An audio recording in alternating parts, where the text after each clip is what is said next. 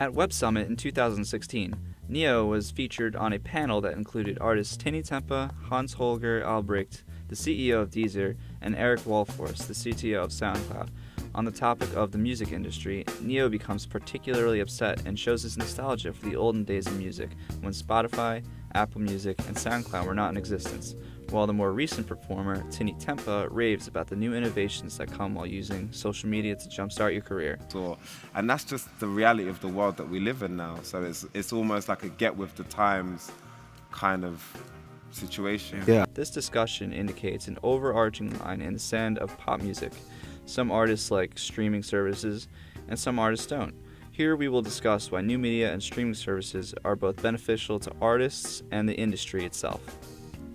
However, there's an ongoing fight within developers to continuously make it easier for artists to acquire the royalties they deserve. Despite the potential loss in royalties for artists, new media has actually elevated the music industry. From its birth, new media has made for a more unique, customizable music listening experience, and more than ever, companies are having to adapt to the changes in order to survive and thrive. Adapting is nothing new to record companies. Film director Richard Lester started it off in the mid-1960s with a multitude of Beatles movies and promotional videos. However, there's no doubt that the transformation reached its peak with the launch of MTV in 1981. Rock and roll. The marriage of video and music was the perfect way to reach teens, as they were the main demographic buying music at the time, this being the age of cassette tapes. Many artists felt like they had to make a video for their latest single, but really saw them as shallow and fake. I'm not an actor, and I'm not a dancer. I had a tough time doing it. I really did. Older, established artists who embraced the video attracted new fans in the 80s. It quickly became, if you didn't, you're going to get left behind. The boat is leaving. But it wasn't only a marketing strategy. It was a form of artistic expression that could be analyzed, scrutinized, and watched over and over like any other film. Take, for example, the music video for Thriller, which premiered on MTV in 1983. This was a 13-minute long video, 6 minutes of which actually featured the song, that had narrative protagonists, romance, and horror. Videos like these were now the norm, and platforms like YouTube and Vivo allow the audience to watch the video as many times as they want, accumulating views by which the artists and the record companies are able to make money. Beyoncé, in 2016, made an experimental visual album titled Lemonade, a tactic used in the late 60s and 70s by many artists and groups. Other artists who have expressed their art in video are Kendrick Lamar and Jay-Z. The rise of the internet age gave birth to the rise of music piracy. The development of Napster in 1999 created an epidemic in the music industry, and the outrage of many artists was made painfully clear.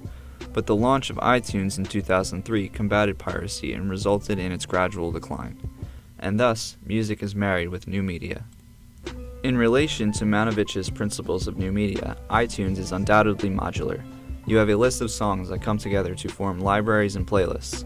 Variability is apparent as well, in that users are able to customize playlists to fit individual preference. The algorithms used to personalize a person's library is echoed in later years with other platforms. Pandora and Rhapsody were the brave souls that began the concept of the personalized radio. Pandora, however, turned out to be extremely unprofitable, with more users listening to music for free than actually committing to the full subscription. A streaming service called Spotify launched in 2011 to initial success, with many active users paying for the subscription. The issue, however, came when artists realized that the amount of listens on their songs didn't reflect in their royalty checks. Musicians like Radiohead and Taylor Swift have actually removed some of their songs off the website in the past. Many experts predict a growth in revenue in the years to come. I think to your point, the industry is now growing again, right? So revenue-wise, we've been kind of like on a slide from the peak in sort of 2000 down to basically last year. And then forward going, if you project out the next 10 years, I mean, I just saw a graph kind of like the other day where the growth is going to be mostly driven by streaming. Cut to 2014 and the birth of Apple Music, formerly known as Beats Music, where the concept of personalization is really established.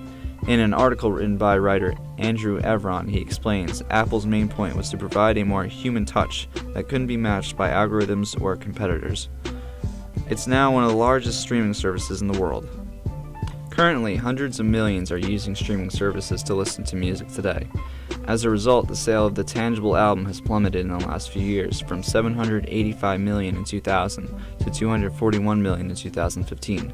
Meanwhile, streaming service subscriptions have doubled in the last year, with an 11.5% gain totaling $7.7 billion. So what do we see for the future of music? First and foremost, a level playing field.